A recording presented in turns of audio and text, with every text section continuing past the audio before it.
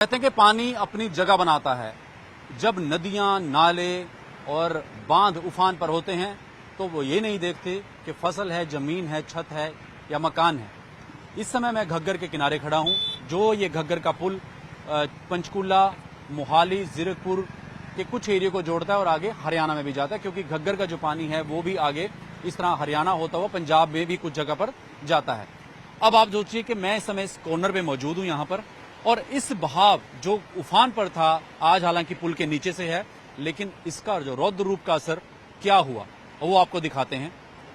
मैं जिस जगह मौजूद हूं उससे आगे रास्ता है, हालांकि उस साइड पुल टूट चुका है, आपको पहले दिखा चुके हैं, और इधर भी आपको कहूंगा पहले मैं अपने वीडियो जर्नलिस्ट से कि वो दिखाएं कि यहां पर जो दरार पड़ी है वो यहां पर इस पानी के तेज बहाव ने देखिए इस दरार को डाल दिया है।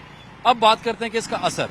अब मैं यहां से चलना शुरू करूंगा। आपने दोनों साइड देखी घग्गर की। अब मैं यहां से चलना शुरू करूंगा इस कॉर्नर से, और आगे आपको दिखाऊंगा कि किस तरह से कितनी दूर तक इस पानी के बहाव ने असर डाला है। देखिए वहां से कम 20-25 कदम और उस बाहर की साइड चल रहे हैं जहां पर रास्ता ठीक है और बाइक वहां पर आ सकती है।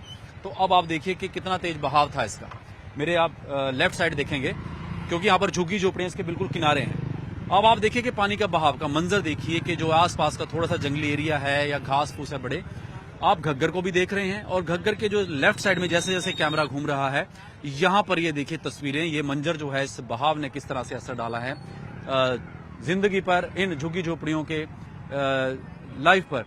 तो आप असर देखिए कि हम कम से कम 20-25 कदम पीछे हैं, लेकिन बहाव कहां तक था। इस घग्गर का बहाव देखिए यहां कहां तक असर करके गया।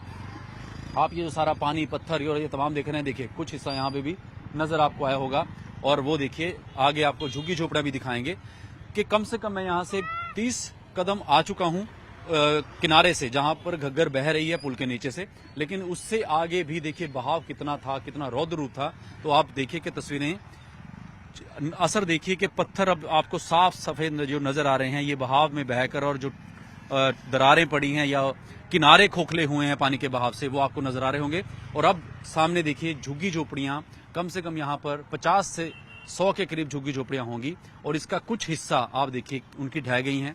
जो टीन है उनकी वो ढह गई है, कपड़े नजर आ रहे होंगे, और जो सामान होता है वो यहाँ पर आपको तस्वीर थोड़ा सा कहूंगा जूम करके दिखाएं कि जो झुग्गी झोपड़ियां हैं यहाँ पर जो इस किनारे में थी, हालांकि इनको अलर्ट पे रखा गया था, कहा गया था कि घग्गर अलर्ट है, आप जब इस तरह का हो तो आप थोड़ा साइड में आके ऊपर के हिस्से में चले जाएं।